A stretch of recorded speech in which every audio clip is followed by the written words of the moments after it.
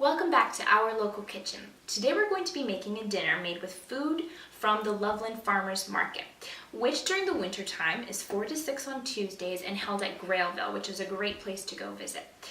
So I've got a collection of great veggies. We've got some kale, lacinato kale. I bought apples, Fuji apples, and then I also bought some of the last summer vegetables, which you may or might not be able to find next week, including eggplant and peppers. I also got some onions, so we've got a couple of dishes that we're going to make.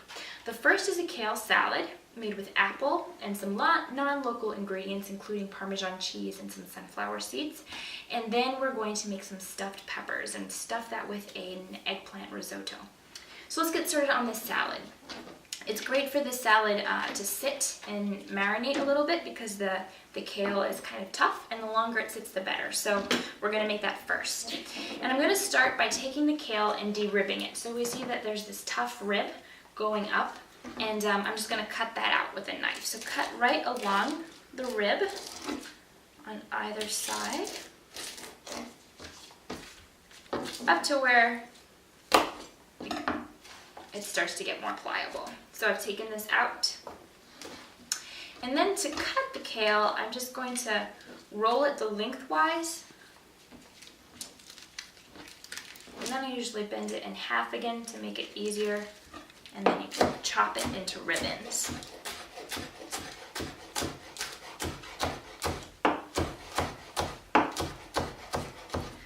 I love kale, especially at this time of year, because the cold weather actually makes it even taste better. So it's not like a lot of the summer vegetables, which will die when the frost comes. It really starts to get even more flavorful in the fall. This one is one of my favorites. There's a lot of different varieties of kale, including curly kale or Russian kale. And each one tastes a lot, very similar, but this one always has a very rich and dark taste to it.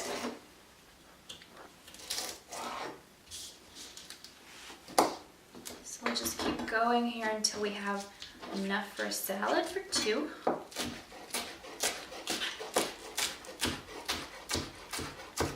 Kale is extremely healthy also. There's a little bit, has almost a cult following. People like to eat it every single day sometimes. So I'm not one of those people, but I really appreciate both the health properties of the kale and also just the taste, the culinary value. All right, so this will be the last one. I think I've got enough.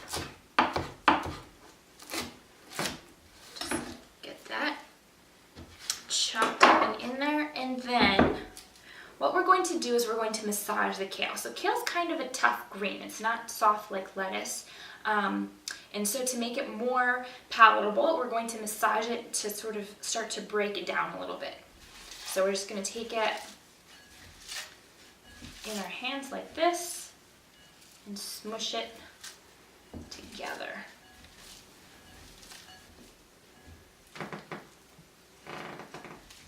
All right, that feels softer to me. And now we will chop up an apple to add to it. Apple and kale are great together. The sweetness of the apple really complements the more earthy flavor of the kale. So we're just going to take one of these Fuji apples that I found, and I'm gonna quarter it, and then I'll cut it crosswise across to make bite-sized slices.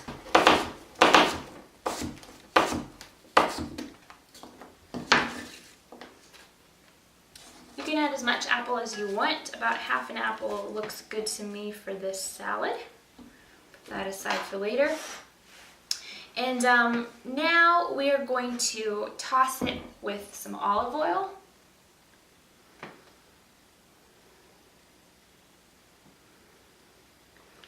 And a little bit of balsamic vinegar, or you can also use lemon juice if you prefer. And then we're going to let it sit after adding our toppings, and in sitting it's going to soften it even more, and the vinegar and olive oil are going to permeate the kale nicely. So on top we're going to just add some sunflower seeds, and you can get local seasoned nuts at times. These I admit are not, but you should definitely look out for them at your farmer's market. Just a few. Sunflower seeds go really nicely with these flavors. And then I'm going to take some Parmesan cheese, and I'm going to just put some shards into the salad. So to do that, I take a block of cheese and a peeler, a vegetable peeler, and I just use that to create little pieces of Parmesan cheese that are thicker than if you just grated it with a regular cheese grater. And then we'll just toss it.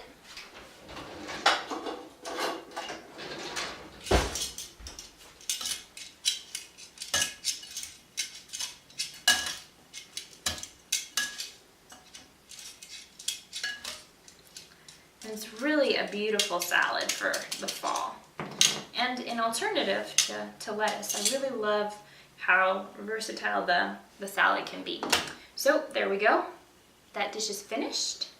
And we're gonna go ahead and let that sit. And it could sit all afternoon in the refrigerator if we wanted it to, or we can just let it sit out when we prepare the rest of our meal.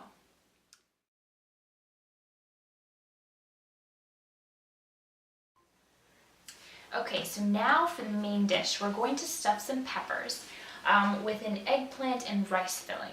I planned on making a risotto, but then I looked and I found that I actually didn't have the correct rice to make a risotto, which is a special kind of rice that has a lot of starch in it. It makes that creamy consistency. So I found some wild rice. So this is one of our non-local ingredients, but I found some wild rice in my freezer, and that's what I'm going to use. We're going to start by preparing the peppers. So I have found these fantastic red peppers. Peppers are going to be finishing at the farmer's market pretty soon here. It's getting way too cold for them, but these are perfect for stuffing. So we're going to start by taking out the top along with the seeds.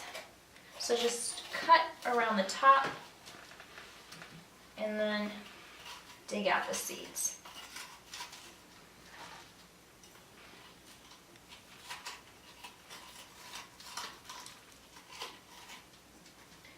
A few seeds left in there will be fine, but get out the ribs and as many as you can. There we go. After you're finished with that, cut them in half lengthwise, like this. And anything else that's hanging out in there you can pull out at that point as well. And there you go. I'm going to repeat that with the next two peppers. Okay, so now we're going to get them into the oven to start roasting. We are going to drizzle some olive oil on a cookie sheet or a baking dish and rub these guys around in it. Drizzle a little bit more inside. You can also brush them with a pastry brush if you want to. And then we're going to flip them over so the cut sides are facing down just like this. And then we're going to stick them in the oven at 350 degrees for about 20 minutes. And while we do that, we're going to get started on our rice filling. We're going to start with some garlic. Now, I'm using garlic from my garden, but the farmer's market this week did have garlic, so you can certainly get it at a lot of farmer's markets in the city. At this time of year, it's there. So we're going to cut several cloves up. Mine is a mild garlic, so that's the thing about buying garlic from a local farmer is that it might be different for a different variety. So you can sort of judge at the flavor and how you want to incorporate it into the dish, if you want a little bit more or if it's strong, a little bit less than normal. So now I've got the garlic chopped up. I'm going to turn on a pot, not a frying pan, but a saucepan, to kind of a medium-high heat. And while that's heating up, I am going to chop a whole onion. So I found some onions at the farmer's market in Loveland. And I'm going to, they're small, so I'm going to chop the whole thing.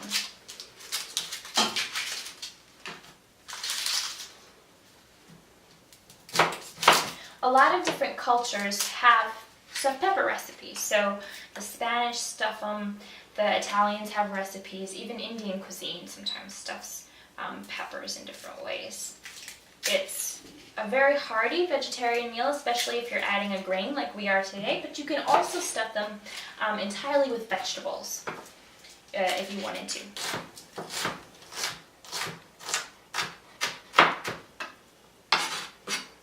Alright, so now that the pot is heated up, we'll add some olive oil. About a tablespoon to 2 tablespoons, and we're also going to add a tablespoon of butter. I use Hartzler butter, which is a regional creamery. They have milk as well as butter, and the butter is going to add a really great flavor to it, but the olive oil can heat to a higher temperature, so it's going to cook the vegetables a little bit better, as well as get the temperature up a little bit higher to toast our rice, which we're going to do here in a minute. So we're going to add the onions.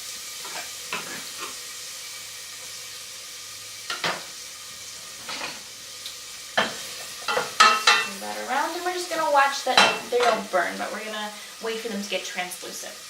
And while we're waiting, we're going to start cutting our eggplant. So eggplant is also another one of those vegetables that is not going to be around for too much longer. So I recommend that if you find it, buy it. It'll stay good in the refrigerator for a little while, probably a week for sure, if you store it well. And you'll miss it in the winter time when we don't have them around. So we're going to chop. These are smaller, but I'm not sure we're going to use the whole thing even here. We don't need a whole lot. I'm only stuffing 3 peppers. They smell good. Cooking onions, perfect. So we're also going to dice this in fairly small pieces because we're stuffing the peppers. We don't want to leave anything too big, right?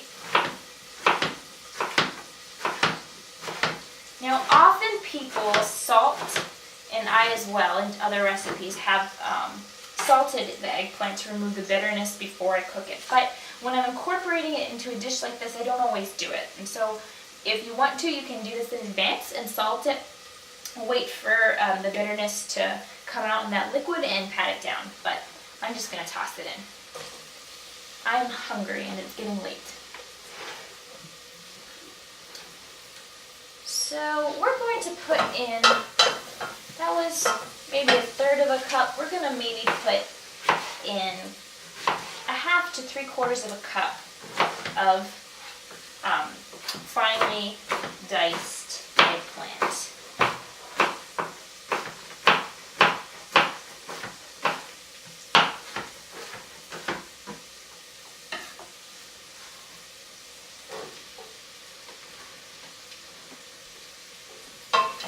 Now, we're going to let that cook down quite a bit. We'll add some salt to start it softening.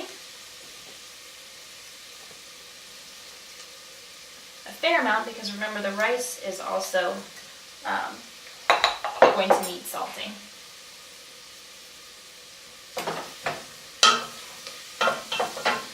And then some black pepper, always. We're going to go ahead and add the garlic now.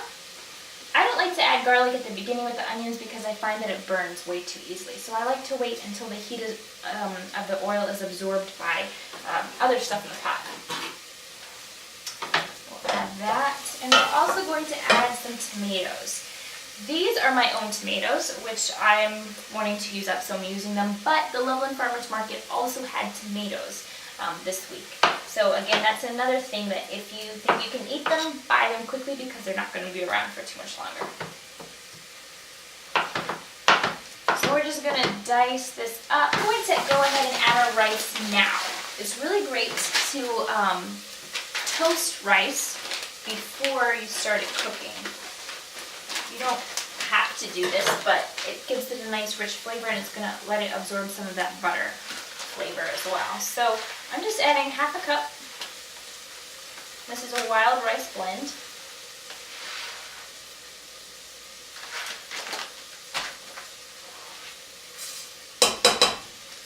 And we're going to keep it at that medium-high heat and toast it for a few minutes. Once that's toasted for a minute or two, we're going to add the tomatoes.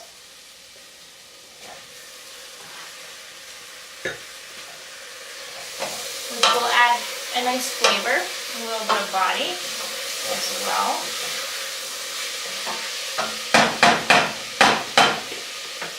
And then we'll be ready to add some soup stock. Now, in a previous video, I showed how to make a soup stock.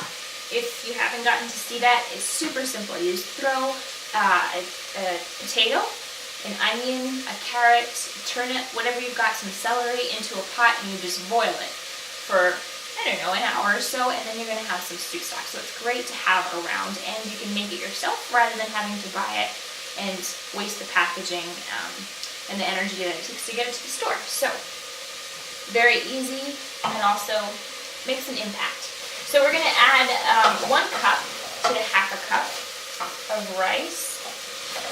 Now, if you were making a risotto, you add it slowly and you stir, but this time we're just going to add it all in.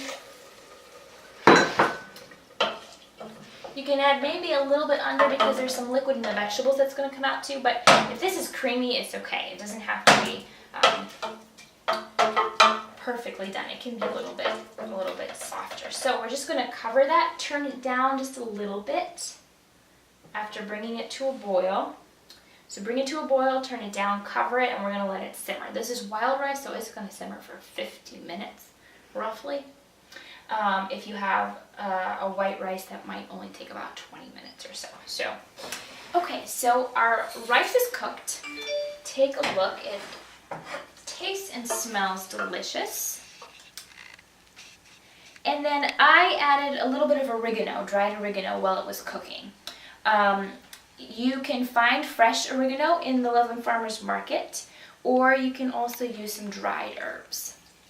So it's creamy, it's got the eggplant in there, the onions, the tomato. You can smell the butter. It smells delicious. Okay, so we're going to start stuffing our peppers. Now, for a traditional stuffed pepper, you would chop the top off of a regular shaped pepper and stuff it full. But I wanted to use these long stuffed peppers and do a little bit something different. So I'm going to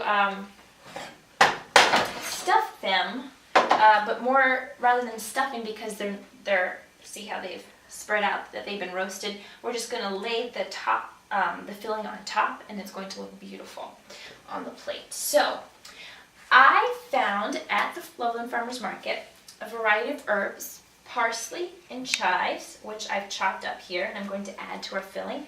And then I also found a cheese maker. This is Meadow Made cheese, and this is a feta. So I've just cubed a little bit of feta, and we're going to add that in as well. So let's get started. Let's start by adding these herbs to our rice mixture, as well as the cheese.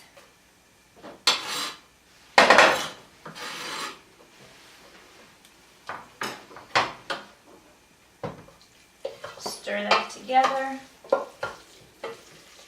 I think with this kind of dish, the more herbs that you can add, the better it's going to taste. It'll be more flavorful, a little bit greener. Okay. Now we'll just spoon this 1 spoonful on top of each pepper. And I've turned the oven up to a little bit over 400 degrees. Stick it in, and then when they're finished, we'll plate it up, and you can see how they work out. Now we're going to pull out the peppers. cooked them for about 4 minutes and then turned on the boiler for another minute until they're nice and sizzly. And the top edges of the peppers are starting to get brown. So take a look at that, how beautiful they look. It's really a simple dish. It just takes a little bit of time to cook that rice, but it's pretty much a hands-off dish. Really simple. Okay. So now we'll plate it up. I have also the salad on here. And in the oven, the rice kind of comes together even more, so it really sits on top of that pepper nicely. This one looks good.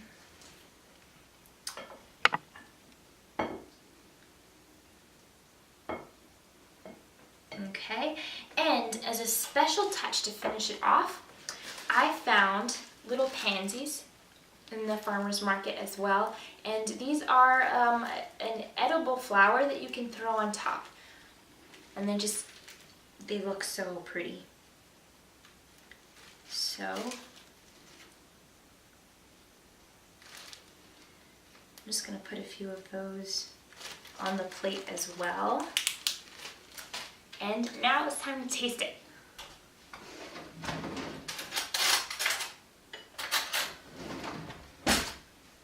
So first the salad.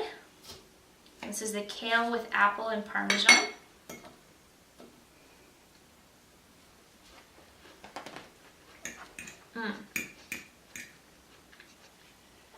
It's really fresh tasting. Very light, a little bit tangy. Now, I want to get some of the feta cheese. The feta cheese even melts a little bit in the oven. It's really amazing.